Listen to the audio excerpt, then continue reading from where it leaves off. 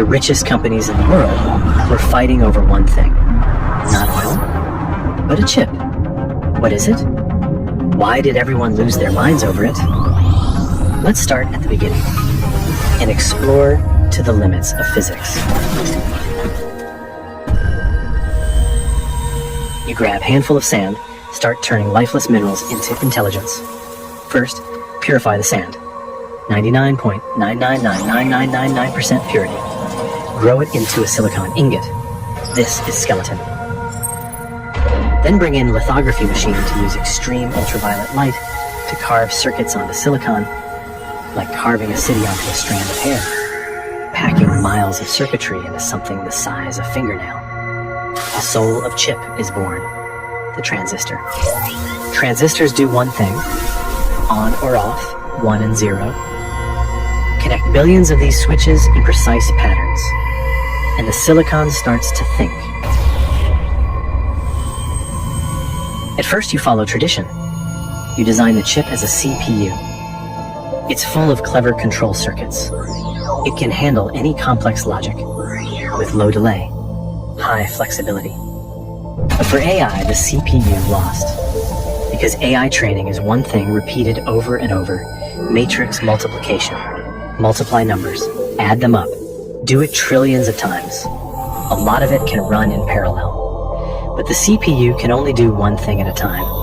It's optimized for sequential logic, not massive parallel math. So you try another way.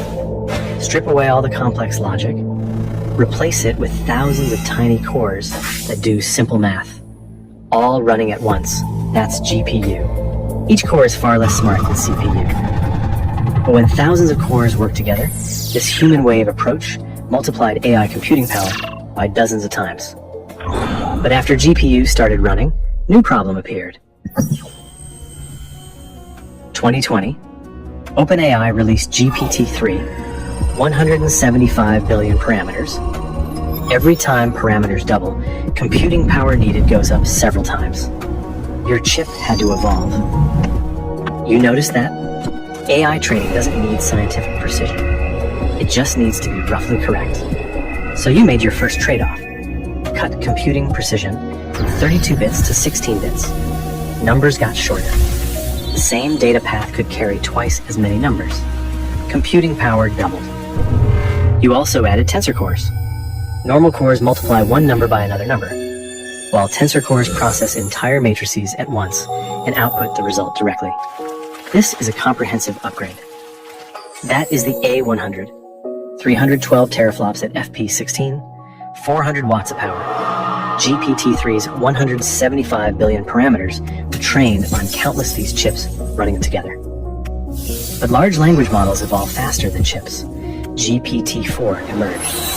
Its parameters may be 10 times larger than GPT-3. A 100 couldn't keep up.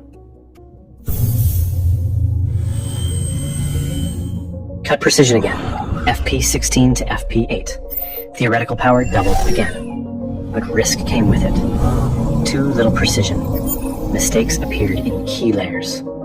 Your solution is, let the chip decide for itself. You built the transformer engine, an automatic transmission. It monitors every layer in real time, uses 8 bits for non-sensitive parts, switches to 16 bits for critical parts. Hardware and software together, risks neutralized.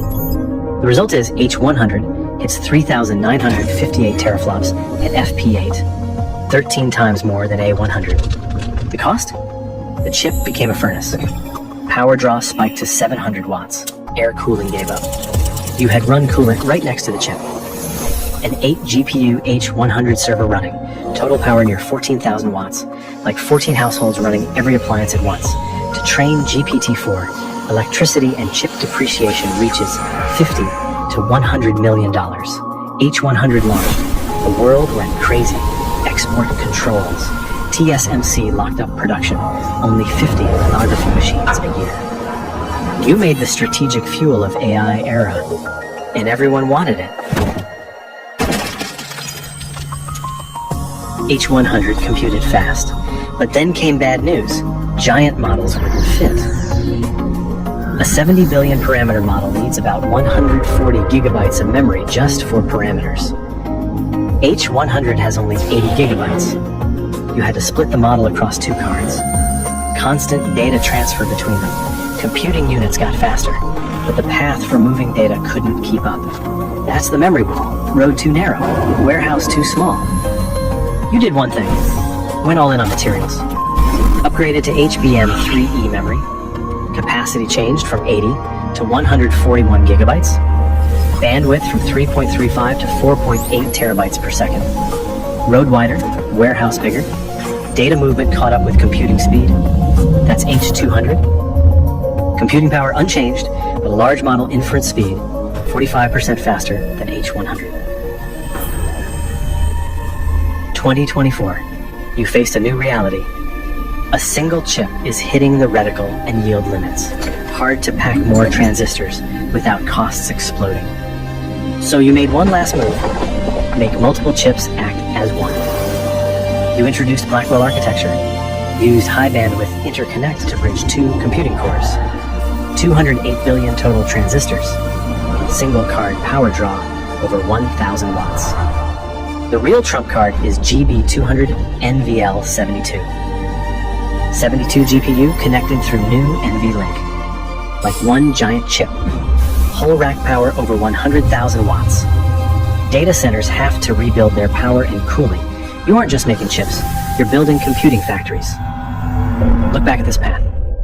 Every generation of chip is the answer to the last generation's bottleneck and reveals the next bottleneck. This never ends. The next physical limit waiting to be broken. You have the strongest computing factory. You have endless electricity and hard drives full of raw data. How does that data become an AI that talks to you, writes code for you, understands your emotions? Next video will break down the entire training process, from raw data to conversational AI, so you can see how it's taught.